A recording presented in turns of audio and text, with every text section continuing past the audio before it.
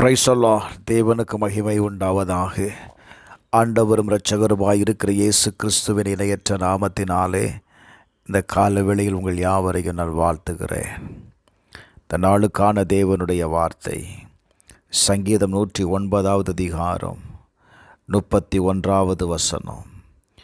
ஆக்கினைக்குள்ளாக தீர்க்கிறவர்களினின்று எளியவனுடைய ஆத்துமாவை இரட்சிக்கும்படி அவர் அவன் வலது பரிசத்தில் நிற்பார்.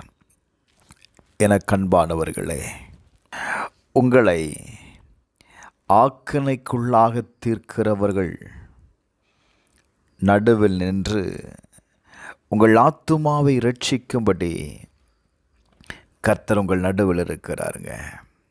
வேதத்தை கவனிக்கும்போது தானியேலின் புஸ்தகம் 6வது அதிகாரத்தில் தானியேல் பிரதானிகளுக்கும் தேசாதிபதிகளுக்கும் மேற்பட்டவனாயிருந்தான். ஆனால் இந்த தானியேலை குற்றப்படுத்தும்படி வழி தேடுகிறார்கள். அவனை தேவனை பற்றிய விஷயத்தில் குற்றப்படுத்தும் முகாந்திரத்தை கண்டுபிடித்தால் ஒழிய அவனை வேறு ஒன்றிலும் குற்றப்படுத்த முடியாது என்று கண்டார்கள். அங்கே இருந்த பிரதானிகளும் தேசாதிபதிகளும் ஆலோசனை பண்ணி ராஜாவிடத்தில் கடந்து வருகிறார்கள். ராஜாவுக்கிட்ட சொல்லப்படுகிற காரியம் என்ன தெரியுமா? உம்மை தவிர 30 நாட்கள் எந்த தெய்வத்தையும் எந்த மனுஷரையும் யாதொரு காரியத்தை குறித்தும் எவனும் விண்ணப்பம் பண்ணக்கூடாது. அப்படி விண்ணப்பம் பண்ணக்கூடியவனாக இருப்பானே ஆனால் அவன் என்ன செய்யப்படணும்? சிங்கக்கெபியில் போடப்பட வேண்டும் என்று ஆலோசனை பண்ணி கட்டளையை பிறப்பிக்க செய்தார்கள். இந்த தானியேலை நீங்கள் பார்க்கும்போது அவன் ஜெபிக்கக்கூடியவனாயிருக்கிறான். Price the Lord. நல்ல கவனிங்க. தானியேல் அந்த பத்திரத்தில் கையெழுத்து வைக்கப்பட்டதை அறிந்தும் அவன் ஜெபிக்கிறாங்க. அவன் ஜெபித்ததை பார்த்தவர்கள் அவனை ராஜாவுக்கு முன்பாக கொண்டு நிறுத்துகிறார்கள். Price the Lord. ராஜாவே, நீர் கையெழுத்து வைத்து கொடுத்த கட்டளைகளை மதியாமல் இவன் தினமும் 3 வேளை ஜெபம் பண்ணுகிறான். தானியேலை ராஜாவுடைய வார்த்தையின் நிமித்தம் அவனை தூக்கி சிங்கங்களின் கெபியிலே போட்டார்கள். ராஜா சொல்லுகிற வார்த்தை என்ன தெரியுமா? நீ இடைவிடாமல் ஆராதிக்கிற தேவன் உன்னை தப்புவிப்பார். Praise the Lord.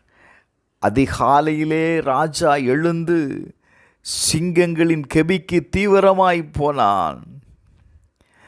ராஜா தானியேலை கூப்பிட்டு, தானியேலே, ஜீவனுள்ள தேவனுடைய தாசனே, நீ விடாமல் ஆராதிக்கிற உன் தேவன் உன்னை சிங்கங்களுக்கு தப்புவிக்க வல்லவராய் இருந்தாரா என்று தானியேலை கேட்டான். அப்பொழுது தானியேல், ராஜாவே, நீர் வாழ்க, சிங்கங்கள் என்னை சேதப்படுத்தாதபடி தேவன் தம்முடைய தூதனை அனுப்பி அவைகளின் வாயை கட்டி போட்டார். என கண்பானவர்களே, நாம் வேலை செய்கிற ஸ்தலங்களில் நம்முடைய பிஸ்னஸுக்கு விரோதமாய் சில மனிதர்கள் சில ஆக்கினைகளை செய்யும்படி, சில காரியங்களை உங்களுக்கு எதிராக உங்களை குற்றப்படுத்தும்படி, உங்களை தோற்கடிக்கும்படி செய்யலாம். ஆனால் நான் இன்னைக்கு சொல்லுவேன், கர்த்தர் உங்களை அவர்களுடைய கைக்கு ஒப்பு கொடுக்க மாட்டாருங்க. உங்களை விடுவிக்கும்படி எந்த பிரச்சனையில் நீங்கள் அகப்படுகிறீர்களோ அந்த பிரச்சனை ஒன்றுமில்லாமல் போகும்.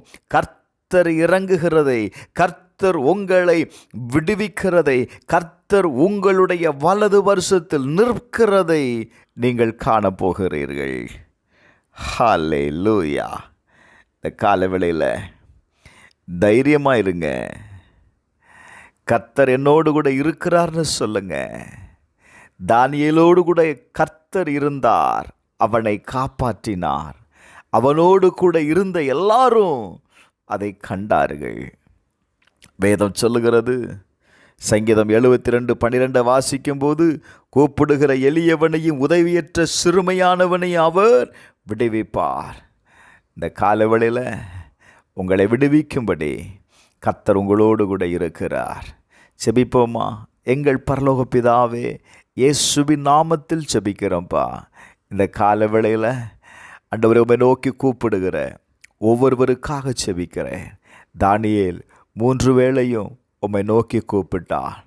அவனை நீர் சிங்க கபியிலிருந்து விடுவித்தீர். ஆண்டவரே, சிங்கங்களின் வாய்க்கு தப்புவித்த கர்த்தர், இந்த நாளில் உம்மை நோக்கி கூப்பிடுகிற ஒவ்வொருவரையும் இந்த கால வேளையில் விடுவித்திடுங்க.